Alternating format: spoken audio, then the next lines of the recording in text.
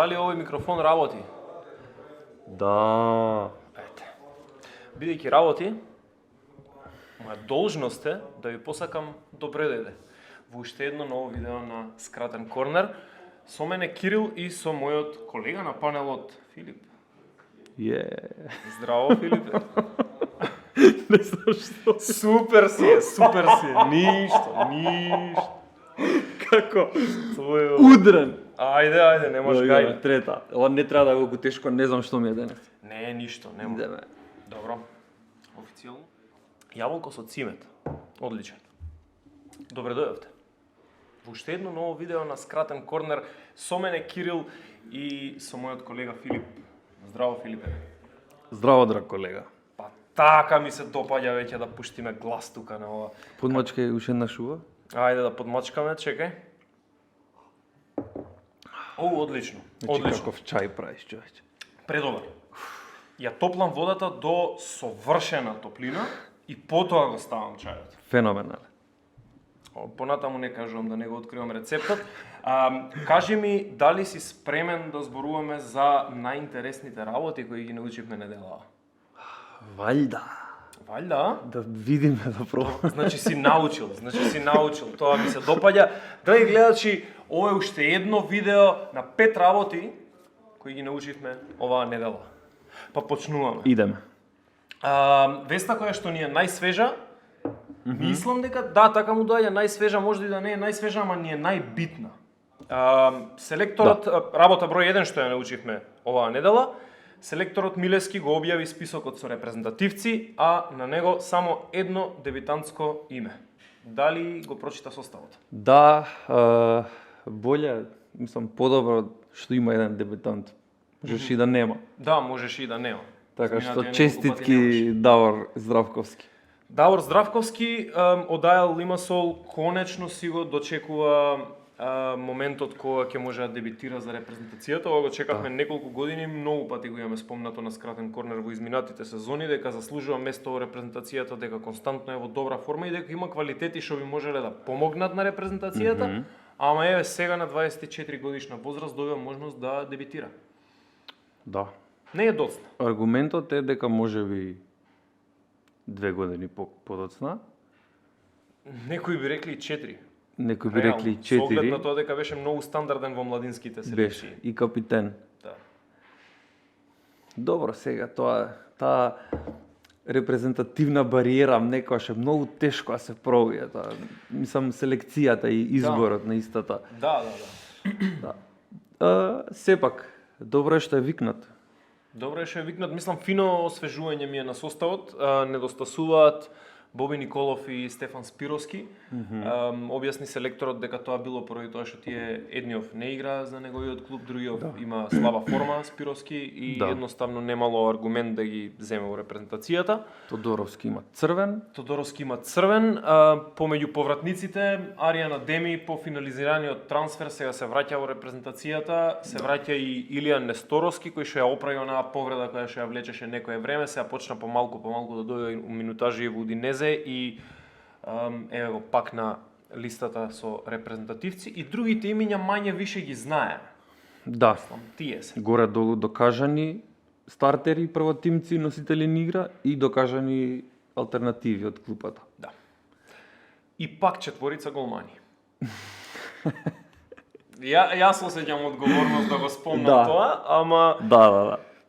Види, не барам повеќе, реално. Барам само објаснување зошто ни се 4 голмани за два пријателски надпревари. Немам ништо против момците. Значи, Столе Димитриевски го спомнавме неколку пати, одлична форма, апсолутно еден од најдобрите репрезентативци во моментов, ние супер, нека брани. Шишковски во Докса добро брани, оке, стандарден е. Кико Наумовски, Алексовски се стандардни во нивните клубови во домашната лига, ама пак е 4 голмани. Да, како да не може да се изостави еден, а друг да оди од тие 2, 3. Да. Не сакам додам во неблагодарни муабети да кажувам овој заслужи, овој не заслужи, или овој требаше да оди, овој не требаше да биде земен, ама бројот ме загрижува, бидејќи во 2 надпревари тоа значи дека ако им дадеш минутажа на сите голмани кои што се повикани, тие ќе одиграат по едно полувреме максимум, така. Да, не може повеќе. Нема простор за повеќе. Не знам, искрено не сум многу запознаен со играта на, или со стилот и квалитетите на трите резервни голмани. Не сум премногу запознаен, а мислам дека би било фер доколку селекторот избере нели по своите форми кои ги имаат во клубовите и според стилот на игра кој сака да го наметне за репрезентацијата. Дали ќе биде традиционален, дали ќе биде свипер, дали, знаеш? Сите се традиционални голмани освен Столе. Така што. Не знам, мислам дека треба да има нешто кое ќе ги двои. Се сложувам. Да не е тоа еден цел пакет нераздвоилив. Да. Се сложувам. Тоа Од таа причина мислев дека изминативе 10 години можда цели, мислев дека ќе добие шанса некојаш Давид Митов Нилсен да забрани на голот, од причина што тој е различен голман, игра добро со нога. Мислам да кажеме од посовремен стил на голмани. Ама не доби шанса, помина тоа, следуваат надпревари сега со Малта и со Фарски острови. Да. 23, 27 и двата надпревари се играат на градскиот стадион во Скопје. Не се игра во Малта, се игра во Малта. На Рената Тодор Проевски. Мислам, не е тоа име за стадион, ама ајде. Градскиот стадион во Скопје. Убаво ќе звучи веројатно. Градски звучи најдобро. Само градски. Не треба ништо повеќе да додаваш, тој стадион сите го знаат како градски, не знам зошто треба нешто дополнително. Да имаше некој тренд на менување имиња, ама тоа е, ајде. Да. За некоја поинаква рубрика. Добро. Таа тема зад нас. Океј, последно прашање и одиме на другиве теми, бидејќи ќе се задржиме премногу. Кратки прогнози Македонија Малта, Македонија против Фарски острови. Од два надпревари колку бодови земаме? Не си играат и двата. Во лоша форма сме, вака гледано наназад, но ако против Фарски острови и Малта не извадиме две победи, да. Ќе биде разочарување. Види, разочарани сме и така. Ама ова ќе биде дебакл. Да. Мислам реално распуштање на репрезентацијата ако со Фарски острови дозволиме да ни дадат. Да, значи бевме на европско, ај сега да се со земем и да се вратиме малце у таа формат, полека. Да заличи на нешто работа.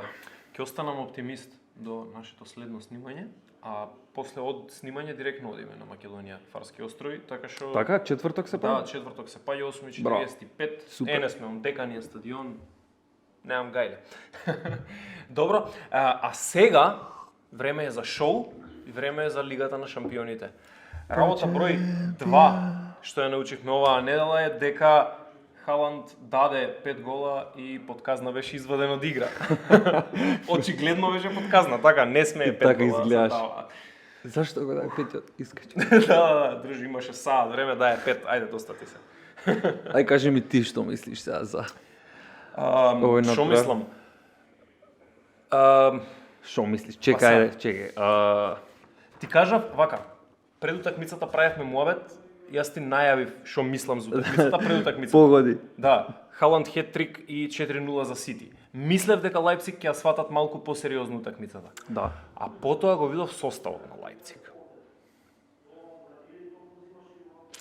Освен гол, извини. Оди, да. Освен голманот, кои други беа? Се надоврзувам. Па, шо знам, Хајдара беше... Хајдара. Да. Во отсуство на... Кампл беше стартер, знаеш, па на Кунку не играше. Да, шо е повреден на... Да, нешто он цело време. Да, на Кунку не играше, да. Можеше тој да направи разлика. Повеќе играчи не игра, да не беше само еден, Мохамед Симакан не играше, стартниот стопер, знаеш, игра, да, Гвардиол играше, Вили Орбан играше, ама третиот голман веќе му има доверба веќе некое време, не ми се допаѓа воопшто. Не беше толку лош голманот, реално. Не, види, окей, на ваква утакмица не може да изгледаш добро, да. Тоа е апсолутно така. Сега за самава утакмица не очекував друг исход на настаните, можда не очекував 7 да дадат Сити, ама очекував да дадат 4 дефинитивно. Очекував јас победа на Сити, ама не очекував дека на тој начин ќе се скрши над преварот по одлуката на судијата. Тоа беше може и најмекиот пенал што го имам видено. Ти одма ми искоментира Одма ми искоментира додека ја гледаше, ама да, се Значи- сложувам. Тоа и на Едерсон ситуацијата кај што не доби картон, туку доби кој доби за бунење? Вернер. Вернер доби за бунење жолт картон. Да. Чекај, малку дали го видовте Едерсон? Значи, жал ми е што на тој начин беше одлучен преварот. Ќе покажаа Сити за што се способни, ќе дадеа голови 1-2 повеќе, не знам, ама со ова само го лансираше зверот Халанд, она, Unchained. Да. Му го тргна околу вратникот и ајде иди гризај и касај и јади и биди ненаситен и дај 5 комада. И биди секаде скокај над противничките стопери, биди побрз од сите.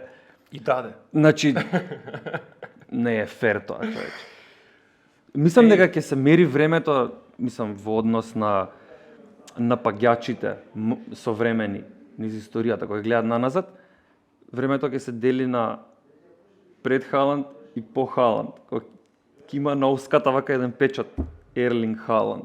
Не може, не е фер, пребрз, завршница, скок, инстинкт, чувство за гол, сите одбиени приоѓа, вака цупка у 16-никот се тресе да се одбие.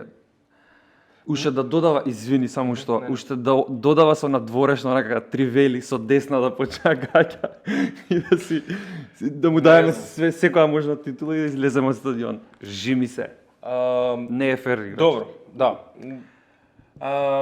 Имаме уште една вечер во Лигата на шампионите. Да.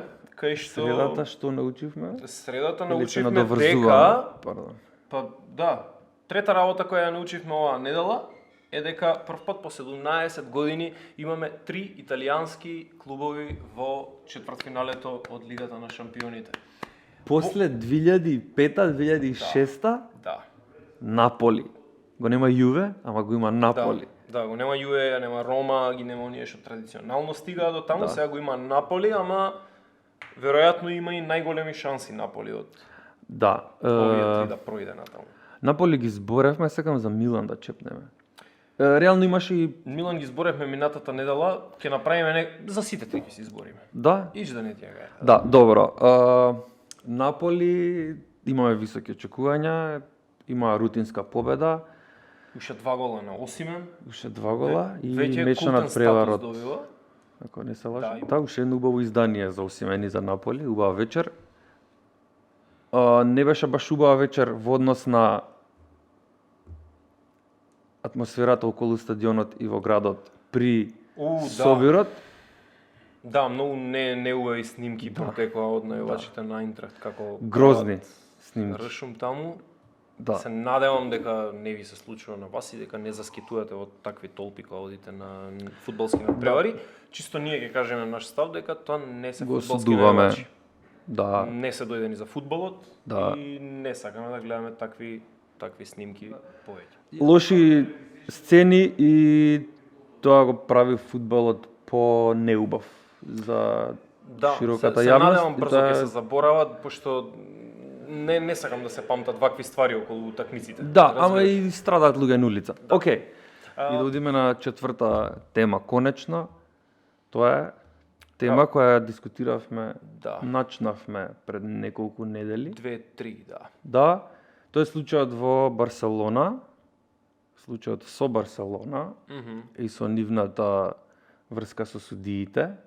Да, конкретно исплатата на поголема сума на пари на сметката на Негреира, поранешен шпански судија, односно на неговата лична сметка, туку на сметката на неговата фирма. Да. Она што го дознавме оваа недела е дека највисокиот спортски орган на шпанската влада ќе се вклучи во случајот против Барселона, бидејќи и тие го квалификувале ова како нешто што нема место во спортот. Да. Ќе покрене постапка против Барселона и ќе видиме што ќе биде резултатот од тоа. Многу се навртени на Барселона од властите. Многу е сомнителна таа цела работа и исто така е многу абстрактна изјава имаше Лапорта. Така тој беше собственикот. Да, Жоан Лапорта, мислам, управител, не е собственик. Управител. веројатно него го интервјура и даде изјава као ова е некој си напад против нас, вака така, што скоро секогаш во случаевите кога некој обвинет го користи тоа. Секој би ја дал таа изјава, Да, така е. значи не се оди на правдата и каде лежи причината или што точно се случило, туку вака, значи киша око Крагуевца, бегаш од одговорност.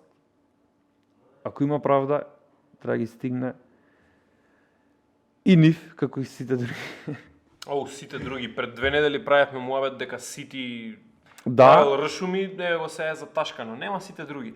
Има негде Да, кај што буши, конкретно негде кај за- што не буши законот. Да. Тука, според ситуацијата моментална на Барселона, многу е веројатно дека ќе пробуши законот. Барселона е малку климава овие неколку години. Веројатно ја нема заштитата што ја имаше пред 5-6 години и кај што беше практично недопирлива. да, Ам, сега може да ги закачаат. да, Чепкаат во највачи на досијето. Барса со вас сме. Се што да ви кажам, не знам. Тоа е. Не е ова нешто што највачите го контролираат, се за жал. Не, јасно, јасно, Значи, ова се ова е некои прљави работи што се случуваат во бордот. Мислам дека точно и за тоа бордот на Барселона се менува на секои 3 години, бидејќи такви луѓе привлекува тој борд. за жал. Нажалост, не сте вие виновни се некои се таму криминалци што седат у А, канцеларии.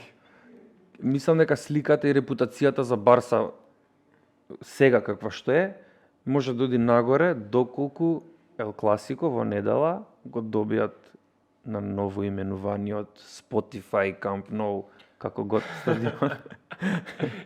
За пари. Сузана Спасовска. Се има Камп цена Ноу. денес. Сакам. Значи, прв начави на тој стадион, мислам, со тоа име, како тренер. И да, малце ќе ја ублажи оваа цела маканивна во јавноста и образот ќе го обели. А ако се исполни моето предвидување дека Реал ќе победи, онда Тогаш? се враќа борбата за титулата во Шпанија. Да, Што пак ќе актуализира Барселона на некој начин. Резултатски се добри. Проблем е ова стварно што им се дешава, а резултатски стварно ми се допаѓа и како играат и Малер како ги ги прати, користат зашо- и се, ама кармички некако може им некоја вуду математика. И се надевам дека се ќе излезе добро, Океј, тоа да не тмуриме, ќе се префрлиме кон четвртата тема, што мислам дека е далеку поинтересна од ова до сега што го разговаравме. Работа број 5, која што ја научивме оваа недела е дека ова е година на изненадувањата во УЕФА Младинската лига. Стигнавме до полуфиналето, сите 4 клубови во полуфиналето се дебитанти во оваа фаза. Никогаш не Многу е е клубови. стигнато претходно до полуфинале. Клубовите се Спортинг Лисабон, АЗ Алкмар, Милан и Хајдук Сплит. Хајдук Сплит, мафакас. Хајдук Сплит Со Милан се паднати Да, во Хајдук Сплит полуфинале. со Милан паднати и имам чувство дека во Нион ќе биде многу зезнато за карта повеќе, бидејќи ги имаат ставено да играат на стадион со само 990 капацитет, мислам седишта, само со 990 Премалку. седишта. А еве ќе ти повторам еден факт. На надпреварот на Хајдук Сплит против Манчестер Сити беа присутни 16.000 најувачи на пољут. А вчера, кога се играше Масивни. надпреварот Борусија Дортмунд против Хајдук Сплит, има отпатувано 7.000, мислам дека, најувачи на Хајдук во Германија да го бодрат нивниот младински тим, момци, младински тим. Замисли тоа какво искуство е за тие дечишта. Замисли. Огромно. И според тоа како се прикажа, мега се. Сонот. Мега се. Мислам, Браво за таквата поддршка. да. Ајде, вака, на кратка анализа, не знам, гледаше нешто, не Не гледаше сум гледал многу ништо. голчиња ово, на јас Видов Аз Алкмар што направиле у претходната рунда. 4-0 против Реал, за тоа ми збориш? Да, и бев као Да. аха. Аз Алкмар, тоа е можеби, нели што ви рекле, the odd one out тука. Не е толку изненадувачки дека се таму, бидејќи имаат најстар просек на години. Кај нив генерално играчите се 19 годишњаци кои што играат во оваа УЕФА Младинска лига. Милан и Хајдук Сплит имаат најмал просек на години, нема достигнато 18. 17 запрека Уште 80 поимпресивно. нешто. А тоа, значи Хајдук има двајца 16 годишњаци кои што играа против Борусија. Милан имаше двајца 16 годишњаци што играа прво Браво. претходното коло против Рух, а сега и со овие со Атлетико Мадрид. Тоа беше многу убава сцена. Многу убава сцена. Абате. Да. Со Бате Ел тренер Нино. на младинците на Милан, Фернандо Торес тренер на младинците на Атлетико Мадрид. Интересен факт што ги спојува овие двајца играчи е дека единствениот гол на Фернандо Торес во дресот на Милан е асистиран од Абате. Гол со глава по асистенција на десниот бек. Ова ми е омилената тривија икада. До сега од тебе Ова е предобро. Мислам, го памтам голот, тогаш многу му се израдував, резултатот беше 1-1, ако добро памтам, значи израмни Торес, мислам дека така беше, со глава голчето, така на втора статива. Аха. Против кого игра? Кажа? Калјари, мислам дека беше. Не ме фаќате за збор, може и да не беше Калјари, нема врска. Битното е дека Абате ја центрира топката, Торес ја начекува на глава. Нема везе. Дај да им дајме малку фокус на децава. Ајде да истакнеме неколку имиња. Јас На Твитер тебе те видов за некој белгиец со многу карактеристично име. Специфично, не секојдневно. Да, тој не беше од УЕФА младинската лига. Гиф Торбан, за него зборувам, ама не е белгиец, игра само за Белгија. Гаси ова. Не, добро. Ајде им дајме, значи да, добро. Кого би посочил, кого би издвоил? Ги имам тука на ливче запишано оние што ми оставија Ја впечаток, си бидејќи па како што игра и си ја вадев тетрадката и си запишав, ми се свиѓа седмицата од тие, ми се свиѓа осмицата од тие и после тоа си ги пребараш кој по имиња како се. Нормално 16 годишњаци деца не би знаел од Холандија и од такви ствари. Добро, од Милан барем некој сигурно. Од Милан да, бидејќи ги пратам и во лигашките надпревари, ама ајде, АЗ Алкмар. Клуб кој што веќе има неколку играчи кои што се интегрирани и во сениорскиот тим. Од тие кои настапуваат овде? Да, Ернест Поку и Луис Схаутен. Сакаат да го освојат. Мислам дека име идејата да го освојат. Двајца играчи што треба да ги пратите, седмицата од младинската академија на АЗ Алкмар се вика Ернест Поку, е едно многу квалитетно лево крилце и шпиц и па мислам дека и десно крило може да одигра. Внимајте на него, мислам дека за 2-3 години му следува добар трансфер најпрво по Вотфорди и такви некои, па после тоа нагоре. Ке се смеам многу ако стварно го Вотфорд. Така некако ми личи. Спортинг Лисабон. Спортинг Лисабон има маестрална академија, најскапата академија во ова полуфинале. Играчите им вредат по неколку десетици милиони и слично. Најимпресивниот од нив, Родриго Рибеиро, првиот стрелец на ова надпреварување сезонава. 7 гола има дадено до сега, 17 годишен е. Уште појака работа за него е дека и тој игра сениорски фудбал. Добива минути и за Спортинг Б, добил минути и за првиот тим на Спортинг, ама нема лигашки се уште, мислам куп минути дека така нека. А што игра, каде игра? Шпиц, десно и лево крило, ама шпице генерално. Значи мисли на тип Гонсало Рамос. Нешто таков тип на напаѓач. И десно и лево? Не, таков тип на фудбалер, со таков тип на градба и сето тоа, замисли го исто деснак? Деснак е, да. Добар, мислам дека овој момак има баш иднина. Ноутед, Рибеиро. Хајдук Сплит, дефанзивното дуо мора да им се истакне, значи Шимун Хргович и нели моето омилено име во оваа УЕФА младинска лига, Матео Јурич Петрашило. Матео Јурич Петрашило нема го заборавам. Претерано многу против Манчестер Сити. Петрашило. Да, не им дозволи на играчи од Сити да дишат. Ти не знаеш што прочитам на дрес Петрашило да сум напаѓач, да ги напаѓам Хајдук, мислам. Да, додам во шанси да прочитам Петрашило на дрес. Не знам дали ќе биде као Јурич Петрашило или ќе му пишува Ј Петрашило или као, не знам, пошто две презимиња има, разбираш. Ова е за кај вас за Саутемптон. Да. Ние такви колекционери сте. Комплицирани. Мејтланд Најлс. Немој. Чалето цар. Не дознавме за Дује. Дали му е татко му е цар или он е цар на тато? Он е цар на тато, мислам дека Чалето цар, да. Дује е Чалето цар. Не знам, ова е пресмешно. Океј, доста беше од нас. Мислам дека ти остануваше нешто? Ништо, Милан, Кевин Зероли 11-ка, десно крило и Пиши Дариуш Сталмах.